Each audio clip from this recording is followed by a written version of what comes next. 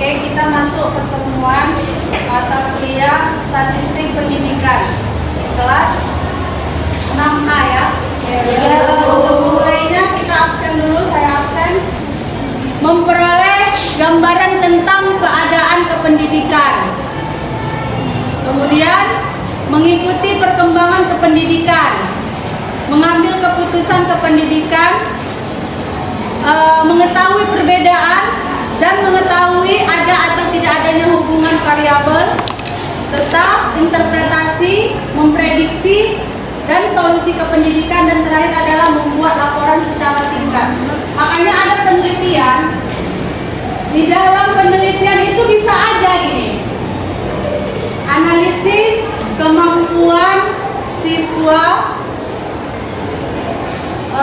kelas 3 SMP Negeri 2 Kisaran pada mata pelajaran Bahasa Indonesia. Nah, kesimpulannya apa? Menganalisa kan? Apa yang mau dianalisis gitu.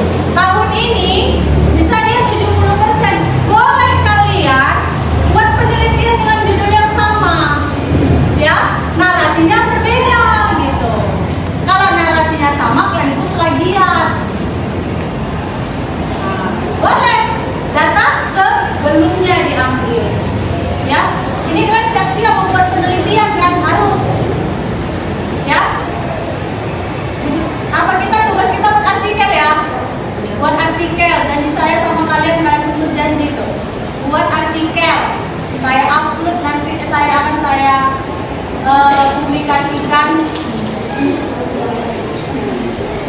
publikasikan. Udah kan ada bagi kelompok kan? Sudah. Kemudian kegiatan statistik, mengumpulkan data harus agresif dia. Kemudian menyajikan data iya. Dan mengelola, menafsirkan dan menyimpulkan. Inilah dia statistik pendidikan. Kemudian ada cara mengumpulkan data. Cara mengumpulkan data, wawancara. Kalian mau meneliti, pertama di latar belakang ada nanti itu. Udah kan belajar metafel kan? Ini kalian belajar metafel ini berkaitan. Pertama yang kalian tanya berdasarkan judul. Makanya judul saya bilang itu adalah 5W1H. Tetap dia berkaitan walaupun dia wawancara ini berasal dari pembelajaran atau guru dan peneliti itu harus mengetahui tentang statistik. Statistik itu adalah berkaitan dengan matematika, berkaitan dengan angka-angka, berkaitan dengan rumus-rumus, gambar-gambar gitu kan. Coba lihat buku kita, statistik, pemahaman dari statistik, lihat konsepnya. Kemudian pengertian statistik adalah ilmu yang mempelajari tentang seluk-beluk data. Jadi contohnya data, saya kasih contoh. Mana spidol kita? Contoh data itu ini. Data siswa, data mahasiswa, seperti itu. Masih lengkap. Contohnya, bakal di sini ya. Kita bentuk dia tabel.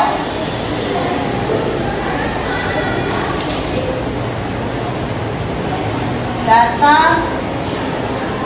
siswa.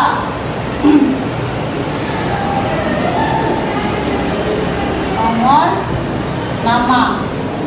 Inilah dia data 1, 2, 3, 4, 5. Ayu, Dewi, Eko, Putri, Dian. Nah, ini contoh. Inilah contoh kecil.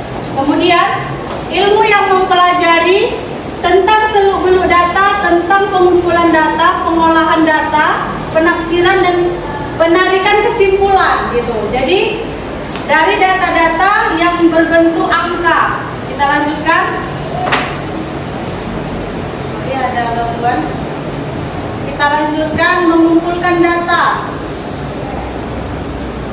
Mengumpulkan data, mengolah data, menafsirkan data, dan menyimpulkan data.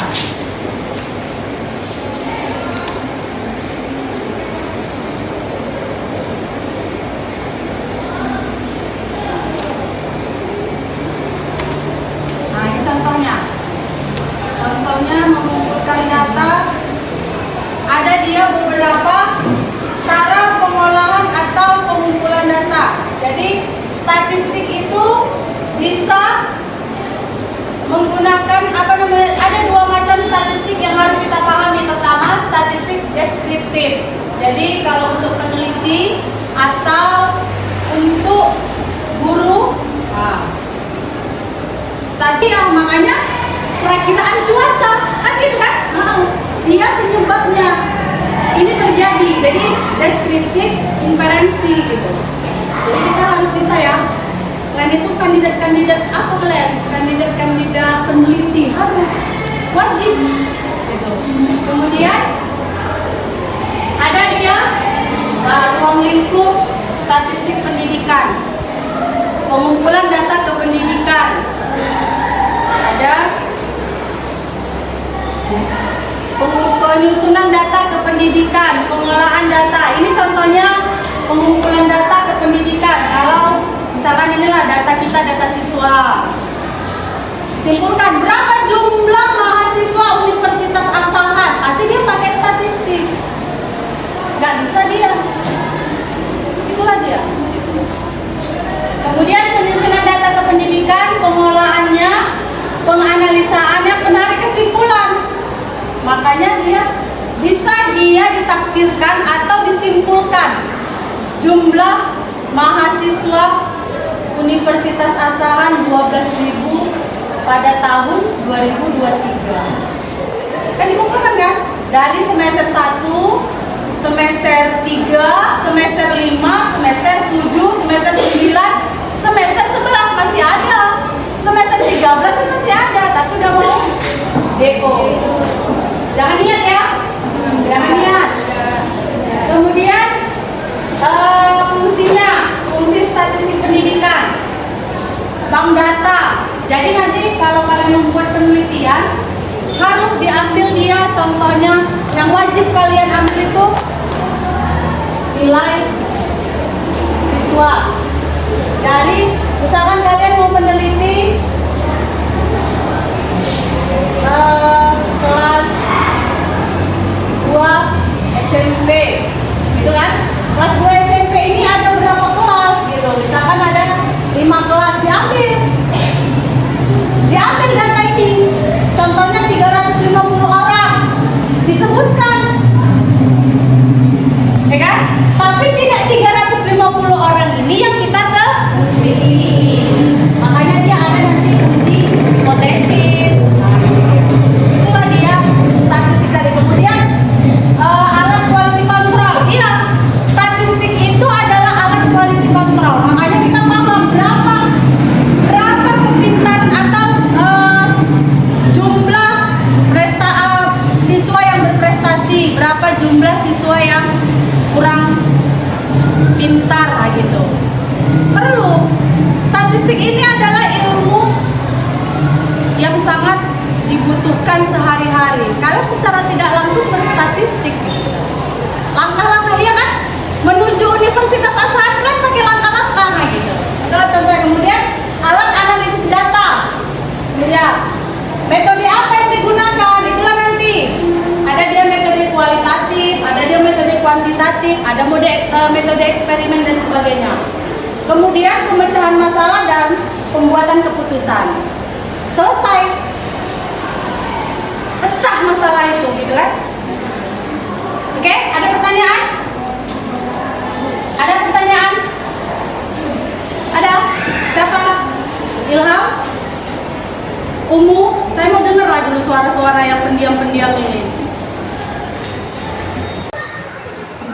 Ya Bu, saya Novita izin bertanya kepada Ibu mengenai yang sudah Ibu jelaskan tadi di cara pengumpulan data. Nah, saya ingin bertanya, berapa lama sih Bu waktu idealnya yang digunakan seorang peneliti itu untuk mengumpulkan data? Nah, apakah dia misalnya waktunya itu cepat mengumpulkan data, apakah itu benar atau gimana gitu? Atau waktunya yang semakin lama itu semakin penelitian semakin hancur? Ada beneran. Oke? Ya ini dia. Pertanyaan bagus ya. Waktu. Terserah. Jadi maksimal efisiennya meneliti itu adalah kalau untuk statistik pendidikan itu efisiennya adalah 1 bulan, 3 minggu. Kenapa? Observasi. Ya, observasi. Jadi metode kalian mau buat apa? Misalkan menganalisis itu kalian harus memahami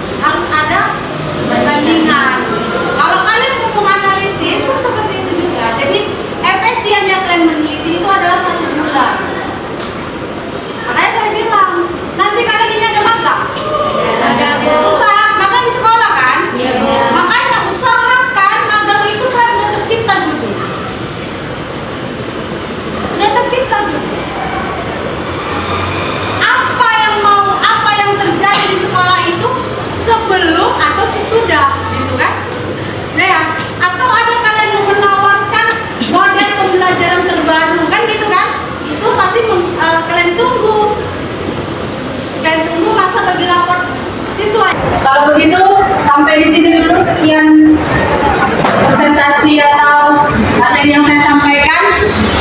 Lebih dan kurang saya mohon maaf. Wabillahi taufiq